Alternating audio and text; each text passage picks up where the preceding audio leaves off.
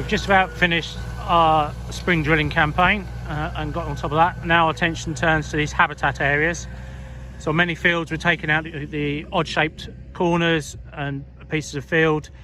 This was a winter birdseed mix sown last spring to deliver winter birdseed over last winter. And the birds really enjoyed it and actually stripped it. So then we cultivate these up and get them ready for planting in a few weeks' time to deliver seed source for next winter. And we have these as a network across the farm, and we can tailor our different what we plant in here to deliver seed source for different species. So we identify the species we have on our farms, and then we can feed them accordingly. So these just get lightly cultivated with a set of discs, and then they get worked down a little bit. Try and encourage some weeds to grow before we plant, and then we plant the winter birdseed mix in here.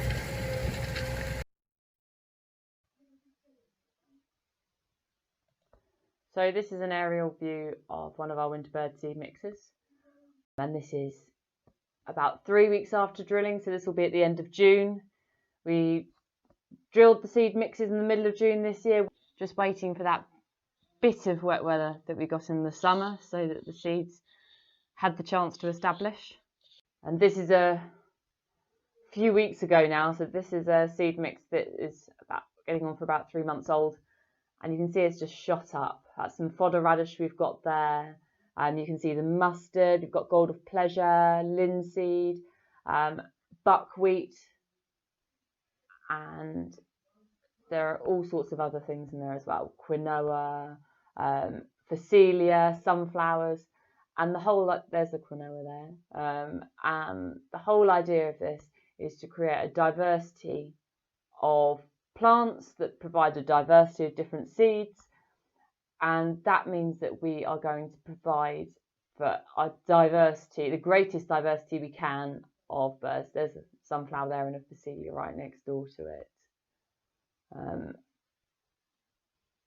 These are mostly broadleaf plants, so a mix like this means that we could control for grass weeds if we need to, and we treat these areas as if they're a crop, so grow them on a rotation, just as we would with the crops that we grow to harvest. So you've got this other mix here, which you can see it looks very different. This is a cereal-based mix. It's an area where we had quite bad thistle problems last year. You can see there's still some yellow thistles popping up. And this is actually the same area that Martin showed you cultivating on. And we're really pleased. We've got some triticale there, millet, linseed, and some barley that's grown up as well.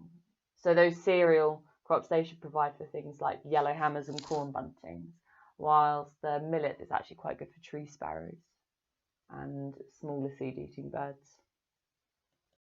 The only issue with the winter birdseed mixes is that because there is such a small acreage of them in the landscape, as opposed to the need over winter, they become really depleted by about December time. And although they still have the standing structures and a few bits of seed food, from December through till April, it gets really cold and really tricky for species to survive. And we call that the hungry gap. So instead what we do to keep those birds going and come into spring in good enough breeding condition, to keep the population going, we scatter seed every week in those quantities, and they are by far the best places to go bird spotting for winter farmland birds. You can see we've got reed bunting feeding off them, goldfinches, yellow hammers, chaffinch, and tree sparrow are quite often seen as well. And you just get these huge flocks that are really struggling to find food in the wider landscape, but that do really well at Hope Farm and other farms where they have this practice going on. We're paid through Countryside Stewardship, as we are with a lot of the other options, and it is actually really easy to do. You can mix up your sacks for weeks in advance, just keep it out of the way of any potential rodents, and yeah, it's really, really rewarding thing to do, is keep birds fed over winter so that they can go into good breeding condition come spring.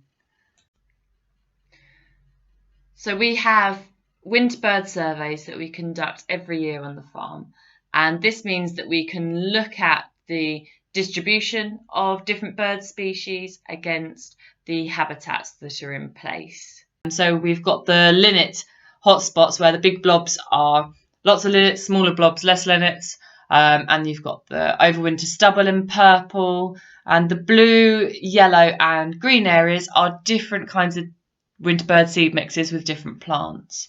And you can see we've got these big blob areas, that's where supplementary feeding was going on. So in that year, the seed resources available in the supplementary feed were really important for linnets.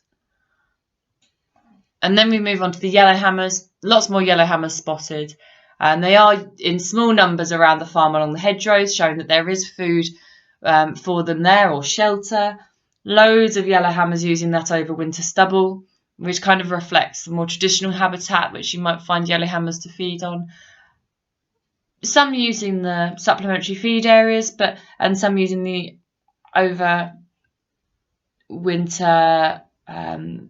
winter seed mixes as well. So that's quite interesting to see.